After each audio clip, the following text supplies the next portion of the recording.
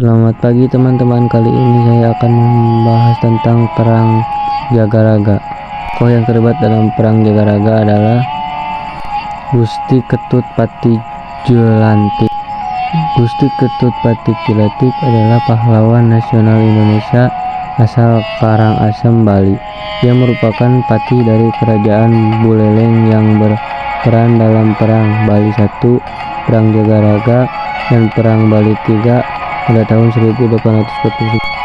Perang Jagaraga berawal ketika Belanda dan kerajaan di Bali bersengketa tentang hak tawan karang. Hak tawan karang menyatakan bahwa setiap kapal yang kandas di perairan Bali menjadi hak penguasa di daerah tersebut.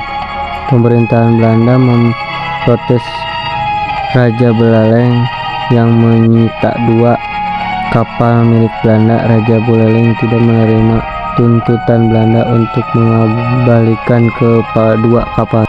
Persengketaan ini menyebabkan Belanda melakukan serangan kepada kerajaan Buleleng pada tahun 1846.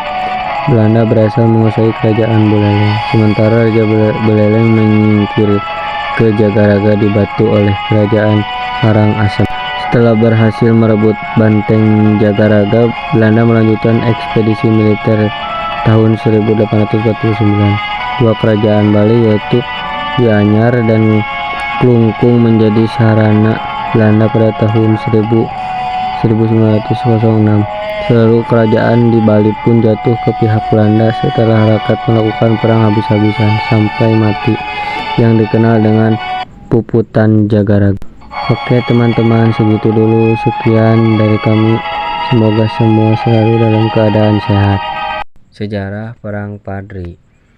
Perang Padri merupakan peperangan yang terjadi di Sumatera Barat pada wilayah Kerajaan Pagaruyung pada tahun 1803 sampai 1838. Perang Padri bermula terjadi perbedaan prinsip terhadap agama antara kaum Padri dan kaum adat.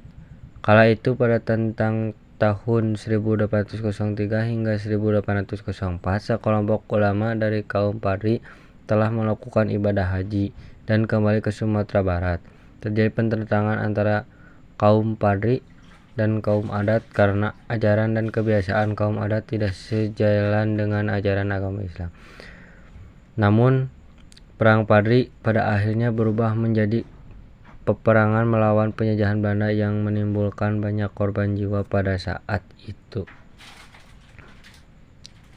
Awal mula Perang Padri. Perang Padri ini dimulai dengan pertentangan kaum Padri terhadap kebiasaan buruk yang terjadi di masyarakat Sumatera Barat kala itu.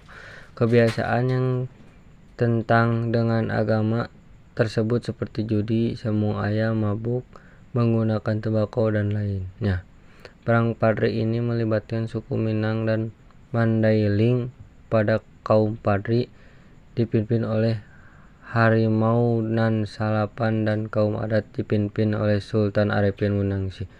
Kronologi Perang Padri.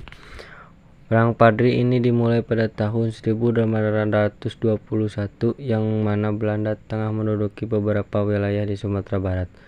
Peperangan berlangsung hingga 1825 dan terjadi gencatan senjata dan dimulainya perjanjian Masang karena pada saat itu Belanda juga sedang menghadapi peperangan melawan Pangeran Diponegoro di Jawa dan mengeluarkan biaya yang banyak. Kaum Padri yang dipimpin oleh Tuanku Imam Bonjol melakukan pemulihan kekuatan dan mengajak kaum adat untuk berjuang bersama melawan Belanda.